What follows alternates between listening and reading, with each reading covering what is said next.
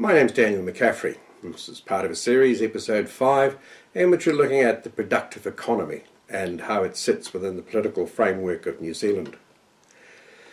The first thing that one does with a complex, non-stochastic, non-linear, non-ergodic system, in other words, a totally complex system, is first do no harm. You can't manage this entity, you can't control this entity, you can't shape its future or destiny by planning, by direction, by state control. But what you can do within the bounds of possibility is do no harm. And the way to do that, as they do in medicine, is when you find you're causing harm to the productive economy, which produces all our employment, our taxes, our wealth, our prosperity, and the useful things that we receive from the government, the first thing you can do is stop doing it. Now, the productive economy started about 1820. We know its origin and we know the place in which it started. For a variety of reasons, which I'll examine in a later episode, it arose in England and Scotland between about 1820 till it got into somewhat of maturity in 1880. And we know the ingredients which made it possible, and as I said, I'll examine them in a later episode. But the first threat, the first gigantic harm that was caused to productive economies in places in the world was Marxism and socialism. An idea framed in people's heads, not from looking at the economy from the ground up or examining all the aspects of it, but from an idea framed from the top, a theoretical idea shaped by academics and philosophers, Marx in particular. And the idea was that the productive economy was a class struggle. And you can see in this diagram, this is the view that Marx and the socialists took of the evolving productive economy between about 1840 and about 1880. The view that Marx and the socialists took was that the exploitation of the workers was taking place by capitalists, and in between were the bourgeoisie, the shopkeepers, the traders, small people in the capitalist economy, and that such was the exploitation of the workers that eventually their wages would fall to such a level they would rise up in rebellion and seize the productive economy and make it theirs. The problem was that Karl Marx thought this theory up in his bedroom. He never visited a factory in his life. Well, later at the end of his life, he visited a porcelain factory in Cologne. He had no idea what was happening out there, and so he used statistics. And his assumption, and using some old ideas of Ricardo and Pareto, the idea that all value in a product rested in the labour used to create it, which turned out to be fundamentally wrong. So that led to this. It led to the modern forms of socialism and communism.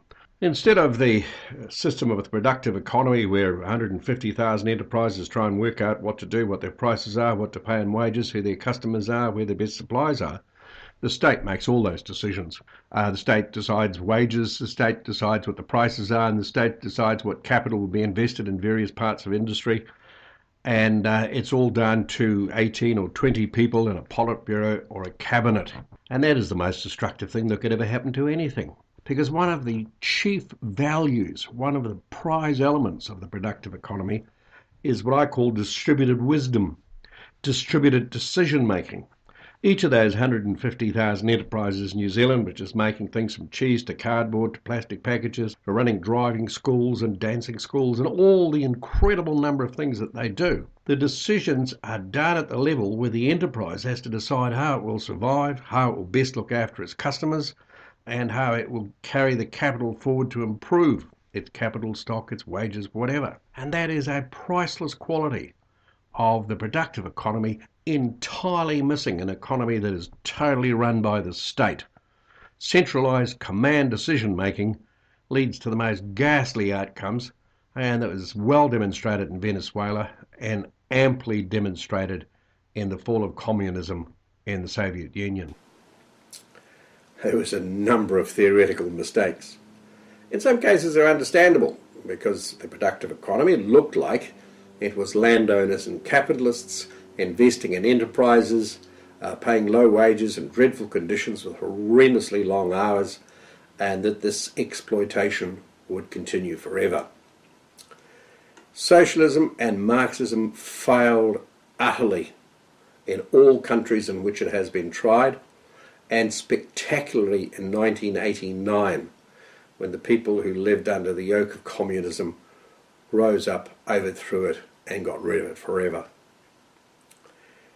The first thing it did, of course, was destroy the price signals. We look at that diagram we had earlier, where how it works.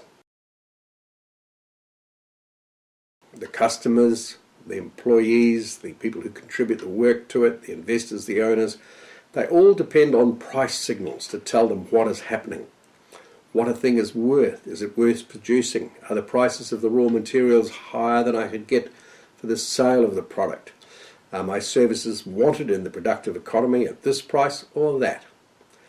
And this immensely complex thing works it out through a vast range of signals and customs and convention and ethos and ethics in how people behave, collaborate and compete in the productive economy.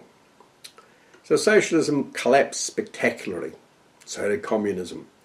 And because they were command economies, the state took over the entire production, distribution and exchange systems within the economy by issuing commands, setting the prices, setting the amount of raw materials to be produced, the amount of goods to be sold, the kind of goods to be sold. It became at the command of the state, because the socialists and Marxists, in my view, naively thought that the people would control this state which they had built.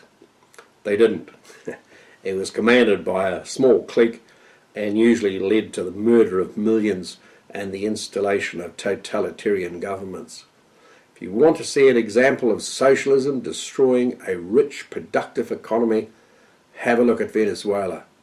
By nationalisation, by destroying the price signals, by setting the prices of wholesale goods, by setting the prices of real retail goods, by setting the prices of subsidies, and by paying surplus off to their crony clique and also to their political supporters, they have destroyed the Venezuelan productive economy.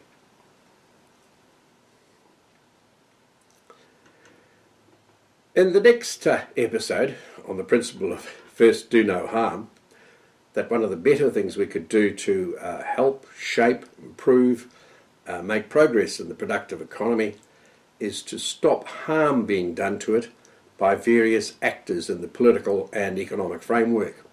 So we'll look at the possible harm and the harm that has been caused by the thinking and the ideas of the political parties in New Zealand and how they view the productive economy.